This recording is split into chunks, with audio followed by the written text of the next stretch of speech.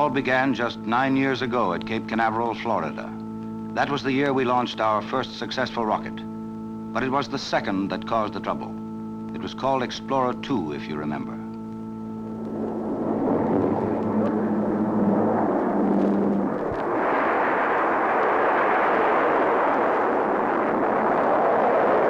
It thundered off in first-class fashion.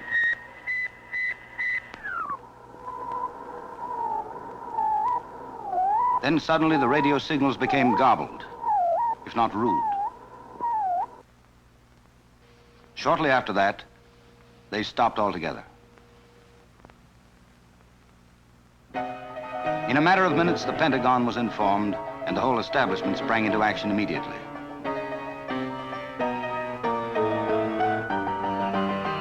Everyone rose magnificently to the occasion, and only in one quarter of the world was there a hint of a snicker. After a fruitless search, it was decided that Explorer 2 had disintegrated in space, and only recently did the whole story come to light. Instead of going into orbit around the Earth, Explorer 2 headed directly for a small planet known variously as Tartarus, Sheol, and Hades, and ruled by a most treacherous dictator called Diabolus.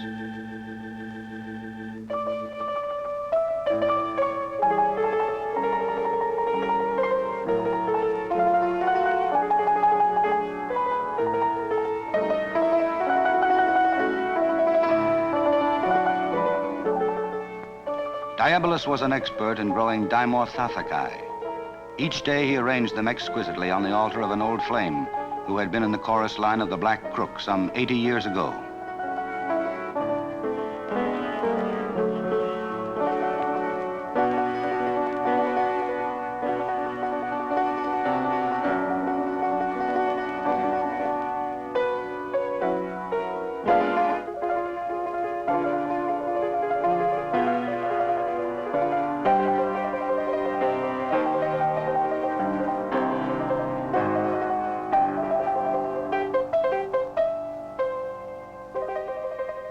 This sentimentality of Diabolus disturbed his loyal staff.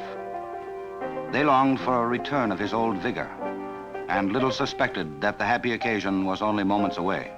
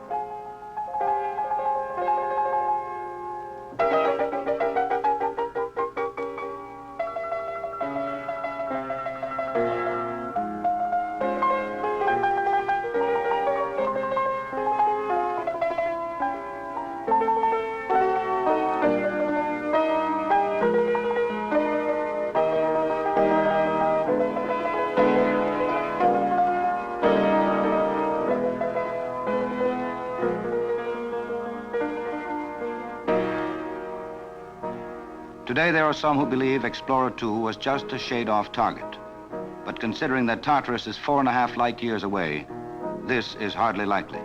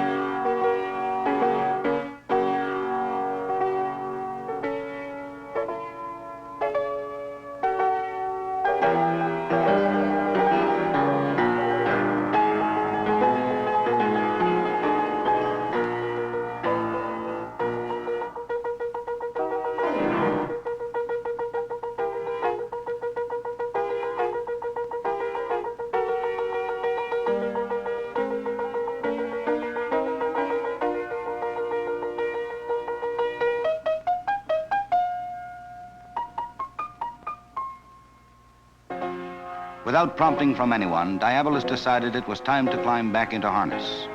There was work to be done, and the people of the USA had better watch out.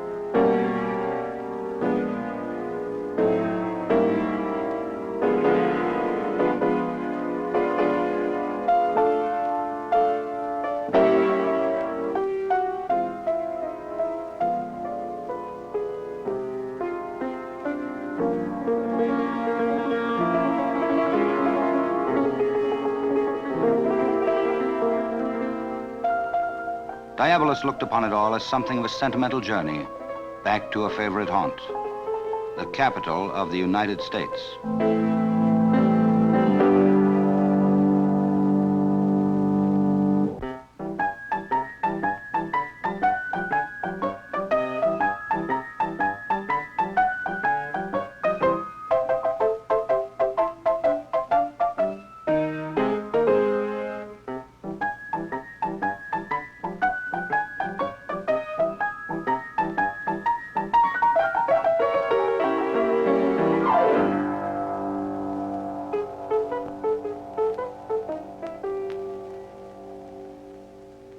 And so, girls, we must ever be on the alert for thrips in our Dimorphorthecus. They're dreadful, dreadful parasites. They would ruin the beautiful Dimorphorthecus. And speaking of parasites, for our civic attitude of the week, I have found a truly worthy cause that we can take up and carry to victory. Hold on, girls. It is a glorious project. We are going to set about correcting a terrible injustice. We are going to set about getting rid of the middleman. As I said, he is a parasite, worse than a thrip, if that's possible. He fattens while we starve. He takes the food right out of our mouths.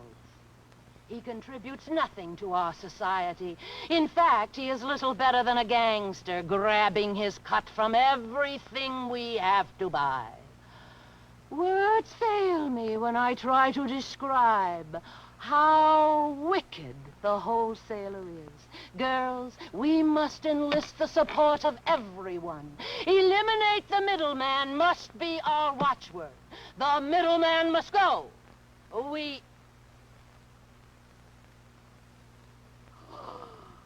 Oh, you naughty man. You've been picking Esther's Dimorphothucus. But Esther will forgive you, I am sure, if you promise one thing. You must promise to join our fight. Get everyone to write his congressman these 3 words. Eliminate the middleman. Cross your heart. Hope to die.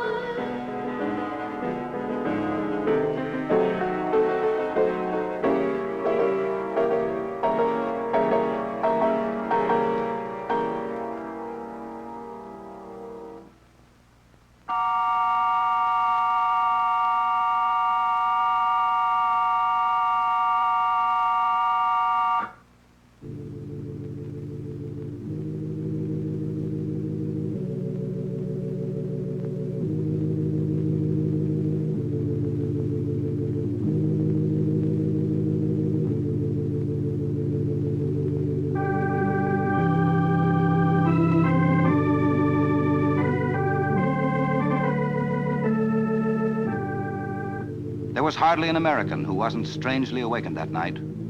Every one of them felt an irresistible urge to write 3 little words. Eliminate the middleman. As if in a trance, millions upon millions plodded through the night to the mailboxes.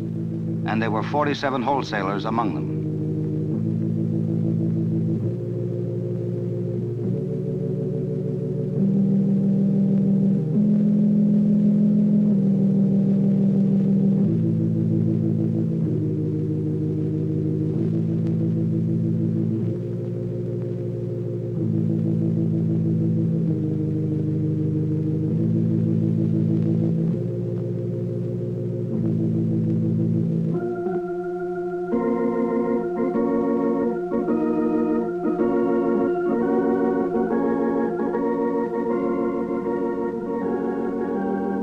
Magnificent new high-speed equipment in the Washington post office coped with a mail flow that had never been equaled.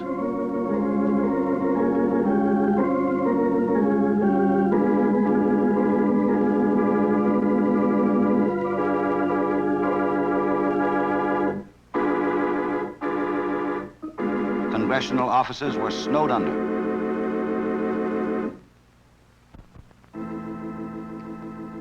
Congress dropped everything to heed the will of the people. Wholesaling was prohibited by law, and for a time, only the wholesalers themselves seemed to be affected.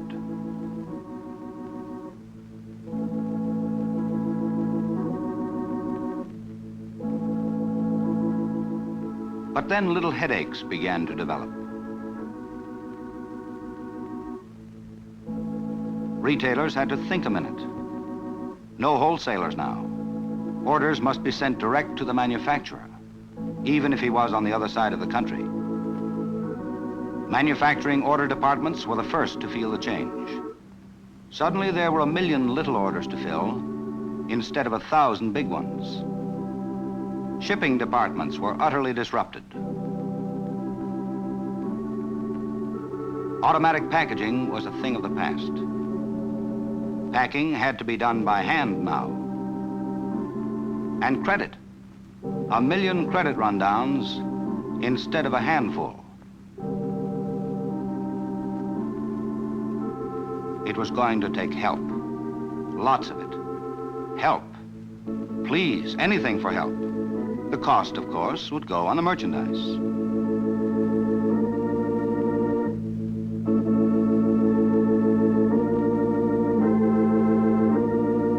Human error crept in, and headaches multiplied.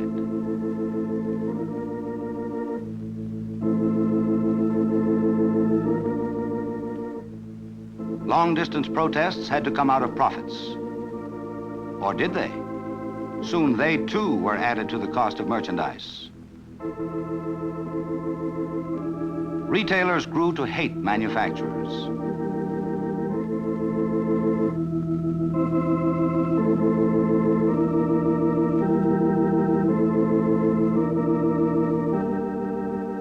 And what was worse, customers grew to hate retailers. And retailers themselves began to entertain unwholesome thoughts about customers, like good riddance.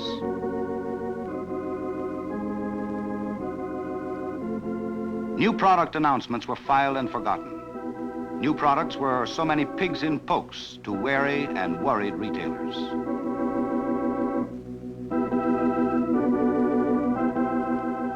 Now manufacturers dispatched huge sales staffs to get out and demonstrate new products, as the old wholesalers had done for them. Prices began to skyrocket out of the sheer inefficiency of it all. Next, they built warehouses everywhere the wholesaler had been. The cost, of course, went onto the merchandise.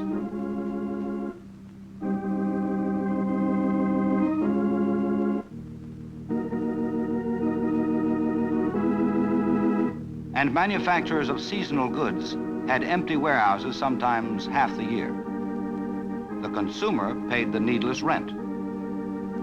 Prices kept going up, and now stores were closing to customers a good part of the time. How else could the mass of manufacturing salesmen be interviewed and stocks replenished?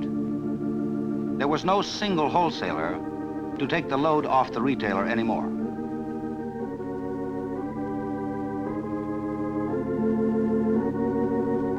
And without the wholesaler, deliveries could no longer be consolidated. The situation became utterly absurd. Everyone was saying, what a way to run a business.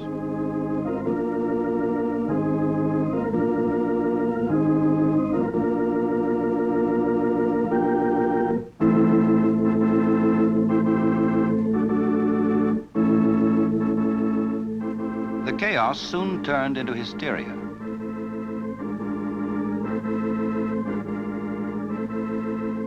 Even the price tags were troubled with the same affliction.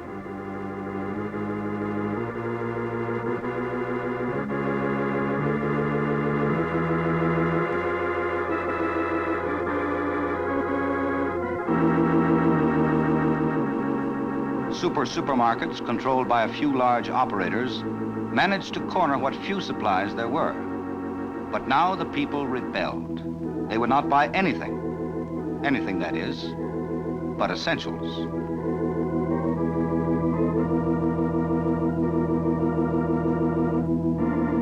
Manufacturers and small businessmen had no choice but to get out of business.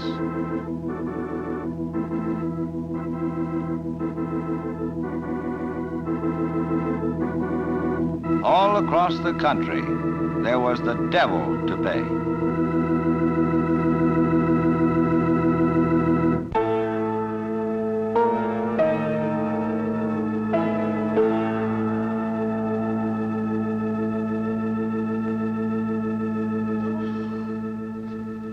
My feet are killing me.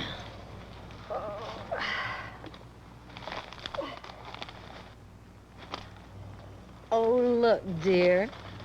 I got a little treat for us. Oh, Minnie, you shouldn't have. They're so expensive. They were on special. 2 for only 95 cents. Just like the old days, isn't it? Oh, Esther, I can't bear to think about it. Those good old days. Anything we wanted. Every store stuffed with goodies, and all at lovely prices we could afford.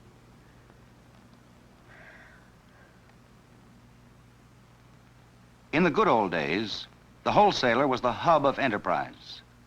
He collected goods in bulk lots from manufacturers everywhere, allowing them to move merchandise as fast as produced, and maintained stocks at convenient locations throughout the country. The wholesaling hub was always a fully stocked warehouse ready to meet any retailing demands efficiently and economically, and permit savings that could be passed on to the customer.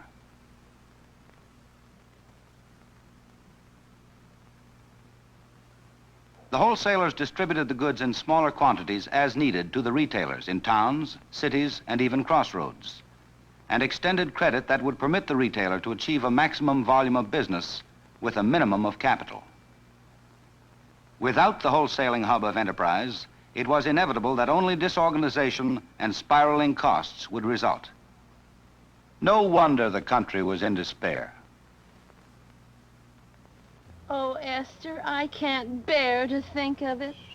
You know, sometimes I get the feeling that I am responsible for all these terrible times. Remember our civic attitude of the week, and I said we should get rid of the middleman? Well, I have a funny feeling we did. I don't know how exactly, but Esther, I think that funny-looking little man that came along while I was speaking, you know, the one that picked your your daisies. Well, I think he had something to do with it. I never confessed this before, but that night I had to get up in the middle of the night. I never have to do that. Well, certainly not to write to my congressman.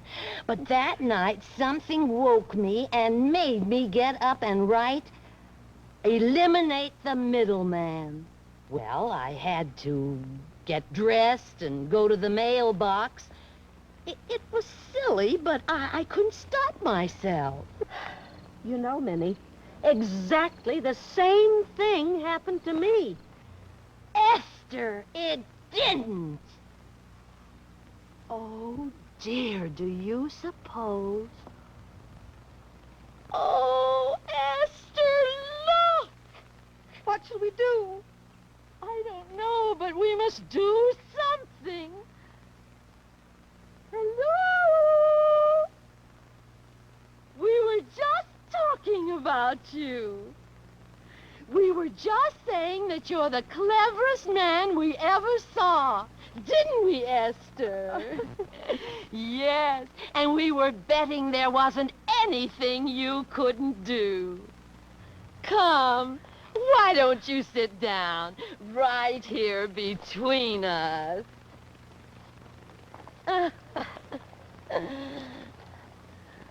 You're such a sensitive man, and you love flowers, don't you? Especially Dimorthothecus.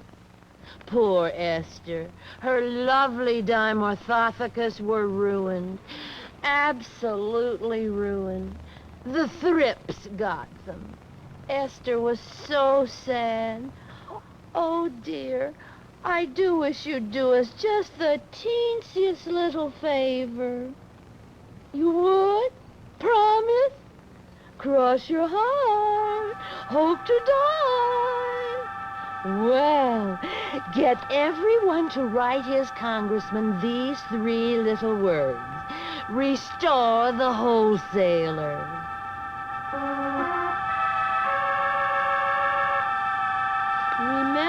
promised.